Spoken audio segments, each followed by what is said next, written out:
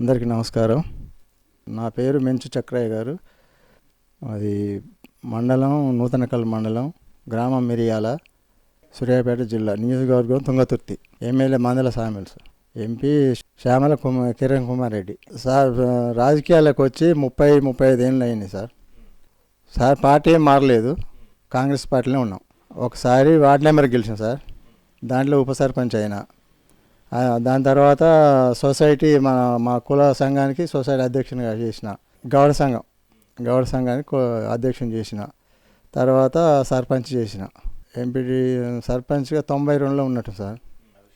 ఉమ్మడి ఆంధ్రప్రదేశ్ ఉన్నప్పుడు సర్పంచ్గా చేసిన సార్. అంటే ఫస్ట్ టైం వచ్చింది కదా సార్, ఆ టైంలో చేసిన. ఉమ్మడి ఆంధ్రప్రదేశ్ ఉన్నప్పుడు ఎంపీటీసీగా మా సతీమణి గారు ఎంపీటీసీగా గెలిచింది మెంచు జయమ్మ గారు. సార్ అప్పుడు మనకైతే అప్పుడు రాజకీయం కూడా మంచిగా ఉంది, ఇప్పటి రాజకీయం కూడా మాకైతే మంచిగా ఉంది సార్. అప్పటికన్నా ఇప్పుడే కొంచెం ఎక్కువ ఉన్నాయి సార్. ఇప్పుడు ఏ పని పడ్డా సీసీ రోడ్లు అంటే ఇవి అప్పుడు మురికాలు ఇచ్చేది, ఇప్పుడు అన్నీ సీసీ రోడ్లు, ఆ గ్రామాలు అన్నీ అభివృద్ధి చెందింది సార్. అది అప్పటి రాజకీయం ఇంత లేదు సార్. ఇప్పుడు రాజకీయం కొంచెం ఎక్కువ ఉంది. సో ఇది గవర్నమెంట్ పనులు చేయడానికి ఇప్పుడు రాజకీయం ఎక్కువ ఉంది సార్. మా నాన్నగారు మెంచు చంద్రయ్య, ఆయన ఫస్ట్ కాంగ్రెస్లో ఉండే, ఆయనతో పాటు మేము కూడా అదే పార్టీ నుంచి చేసుకుంటూ వస్తాం సార్. అప్పుడు పరిస్థితులు అంటే చదువుకోలేదు సార్, ఎందుకంటే ఇక వ్యవసాయం చేసేవాళ్ళు లేరు. ఇక మేమే మా నాన్నతో పాటు వ్యవసాయం చేసాం సార్. బీఆర్ఎస్ పార్టీ నుంచి సార్ మేము సార్ ఉన్నమాట చెప్పాలి సార్, ఉన్నమాట చెప్పాలి. ఒకసారి ఏమైందంటే సార్, మా అల్లుడు బీఆర్ఎస్కు మారిండు సార్. ఇక అయితే ఇద్దరం ఒకటి, ఇక వేరు ఎందుకని అంతకుముందు ఆయన కూడా న్యాయం ఉండే. అయితే ఇక ఆయన మారుతుంటే మళ్ళీ 2 ఎందుకు అని ఒకసారి బీఆర్ఎస్లో పోయినాం సార్. మేము కూడా పోయిన కొద్ది రోజులకే మనకు మంచిగా అనిపించలేదు సార్. కనకటి వెంకన్న ఆయన బీఆర్ఎస్ ఒక టైంలో మా ఉత్తాన చేరిన వాళ్ళకు, మళ్ళీ టైంకు ఆయన అది మన సింగిల్ విండో డైరెక్టర్ అయ్యిండు. ఆయన భార్య సర్పంచ్ అయింది.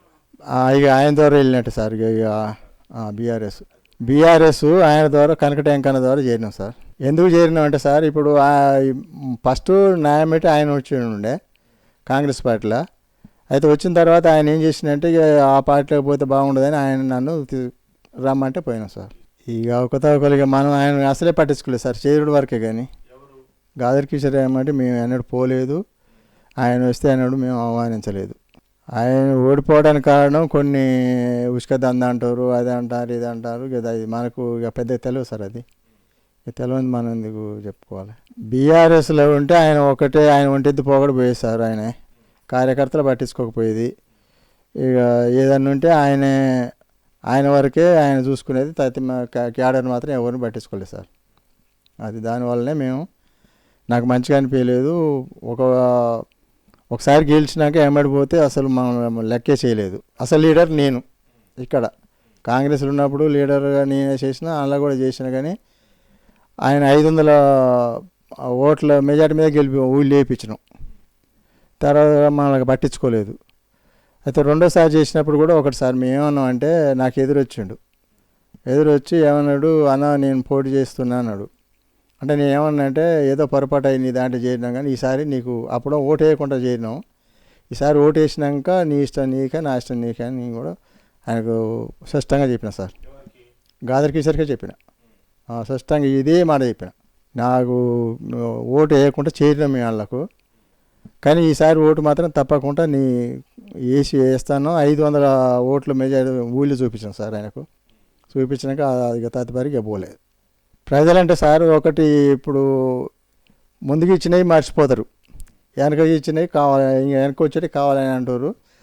అది సహజం. చిన్నగా ఇప్పుడు ఏమవుతుందంటే, కొన్ని గ్యారెంటీ బస్ అనేది, ఈ గ్యాస్ అనేది, ఇవన్నీ ఉచితంగా వచ్చినాయి. కానీ జనాలకు రైతు బంధు ఇవ్వట్లేదు సార్. ఈసారి రైతు బంధు వల్ల కొంచెం జనాలకు రైతు బంధు ఇస్తే బాగుండు కదా అనేది అంటారు.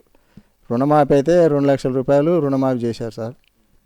ఇక అది జనం అయితే ఇక ఎప్పటికీ కావాలనే కోరిక ఉంటుంది కదా సార్. ఇప్పుడు అమలు అంటే సార్, ఇప్పుడు 2 లక్షల రుణమాఫీ, అది ఇంకా కొంచెం పెండింగ్, అవకతవకలతో కొంచెం పెండింగ్లు ఉన్నాయి సార్. పోతే గ్యాస్ అంటే గ్యాస్ ఇచ్చినారు కదా సార్. గ్యాస్ ఇచ్చారు సార్. ఇది 500 రూపాయల ఫ్రీ ఇచ్చారు కదా, ఇస్తారు సార్ ఇప్పుడు. ఫ్రీ బస్ ఒకటి అమలు అయింది సార్. ఇప్పుడు తిరిగేది ఎక్కువ సీట్లనే తిరుగుతారు సార్ ఉద్యోగస్తులు తప్ప. మన పల్లెటూరులో ఏమంత పోతారు సార్? పోతే 5-10 మంది కన్నా ఎక్కువ పోతారు సార్, పోలేరు కదా. ఆర్టీసీకి నష్టమే కదా సార్.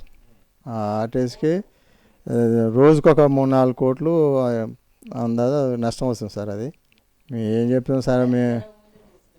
ఇప్పుడు అవన్నీ ఓట్ల ముందే అన్నారు కదా సార్. ఇక అది నష్టం లాభమా కొనసాగితేనే మంచిది సార్. అది 6 గ్యారెంటీలు ఖచ్చితంగా అమలు చేస్తారు సార్. కాకపోతే కొంచెం వెనక కావచ్చు, ముందు కావచ్చు. 6 గ్యారెంటీలు అయితే అమలు ఖచ్చితంగా చేస్తారు సార్. ప్రజాపాలన ఇక్కడ నిర్వహించినాం మిర్యాల గ్రామంలో. ఇందిరా మిల్లు, కొన్ని రేషన్ కార్డులు కావాలంటారు, పెన్షన్లు, మూడింటి మీద దరఖాస్తులు బాగానే ప్రజాపాలన చేసింది సార్. అందరూ ప్రజలు కూడా అందరూ దరఖాస్తులు పెట్టుకొని అన్నీ తొందరగా పరిష్కారం అవుతాయి సార్. గ్యాస్ సిలిండర్ కావచ్చు, ఉచిత కరెంటు కావచ్చు, పెన్షన్లు కావచ్చు, ఈ రేషన్ కార్డులు కావచ్చు, ఇవన్నిటికీ దరఖాస్తులు పెట్టుకుని ఇవన్నీ తప్పకుండా అమలు అవుతాయి సార్. 6 గ్యారెంటీలు తప్పకుండా కొంచెం వెనుక ముందు అన్నీ నెరవేరుస్తారు సార్. బీఆర్ఎస్ ప్రభుత్వంలో బతుకమ్మ చీరలు ఇచ్చిన మాట వాస్తవమే. మేము కూడా కాంగ్రెస్ పార్టీ కూడా వచ్చే బతుకమ్మ వరకు 500 రూపాయలు ఇచ్చే ఏర్పాటు చేస్తున్నాం. సర్పంచ్కి ఇక చేయండి సార్, ఏం చేయండి. ఇక నాకు ఏ పదవులు వద్దు సార్. ఇక నాకు వయసు మీరింది, ఇక మనకు అదంతా మనకు ఇక చేయలేము సార్. ఇప్పుడు ఇంతకుముందు వ్యక్తితోటి మారిన పార్టీ ఈ కాడి నుంచి చచ్చిపోయేంత వరకు మా కాంగ్రెస్ పార్టీలనే కొనసాగుతుంది సార్. డ్రెస్ కానీ తాగుడు విషయంలో కానీ అందరినీ పిల్లల్ని కూసబెట్టి ఎప్పుడైనా నేను కంట్రోల్గానే చెప్పుకుంటా సార్. ఇప్పుడు కూడా చెప్తా, ఇంతకుముందు కూడా చెప్పినట్టునే ఇప్పుడు కూడా అట్నే చెప్పుకుంటుంటా సార్. యువతని తాగొద్దు, ఏదైనా కష్టం చేసుకొని మంచిగా మన దారిలో మనం బతకాలనే ఆలోచన ఇప్పటికి కూడా చెప్తా సార్. నేను బయట ఇప్పటికి కూడా ఎవరైనా తాగి చేసినా అది మంచి పద్ధతి కానీ కూసబెట్టి నచ్చ చెప్తా సార్. ఇప్పుడు రాజకీయం యువతని రాజకీయానికి వద్దానలేం కదా సార్, వస్తారు కదా సార్. ఏ ఉద్దేశం అంటే సార్, మంచి పార్టీని బలపెట్టుకొని పార్టీ వైజ్గా బలపడాలని నా కోరిక సార్. ఇప్పుడు మేము వచ్చినాం, కష్టం అని ఇస్తున్నాం, ఇది పార్టీని పట్టుకొని ఏగినాం సార్. వాళ్ళు కూడా అట్నే కష్టపడి పార్టీని ఏగటం, మా పార్టీకి సేవ చేయడం మంచిది సార్. యువత తప్పకుండా రాజకీయాలకు తప్పకుండా రావాలండి. యువత కనుక రాజకీయానికి వస్తే కొంత మార్పు జరుగుద్దని మేము కోరుకుంటున్నాం. యువత రాజకీయానికి రావాలని కోరుకుంటున్నాం. తప్పకుండా వస్తే పార్టీకి కూడా మంచి సేవ అందించే ఏర్పాటు చేయాలని నా కోరిక.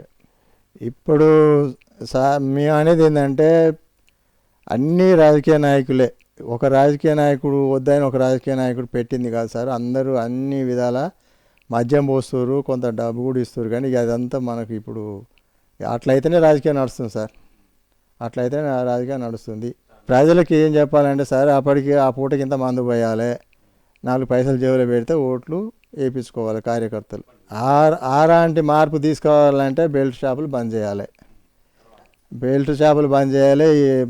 నామినేషన్ వేసి ఇంట్లో కూర్చొని ప్రచారం చేసుకొని ఎవరు ₹1 కనుక ఖర్చు పెట్టకుండా ఉంటే ఎవరి అదృష్టం వాళ్ళకే ఉంటుంది సార్. ఆ మిర్యాల ఓటర్కి నా ఒక మనవి, వచ్చే సర్పంచ్ ఎన్నికల్లో, ఎంపీటీసీ ఎన్నికల్లో మన కాంగ్రెస్ అభ్యర్థిని తప్పకుండా గెలిపియండి. దయచేసి మీ ఓటు మద్యానికి దానికి బాన్సాయి అమ్ముకుంటే, ఓటును అమ్ముకుంటే ఊర్లు బాగుపడవు.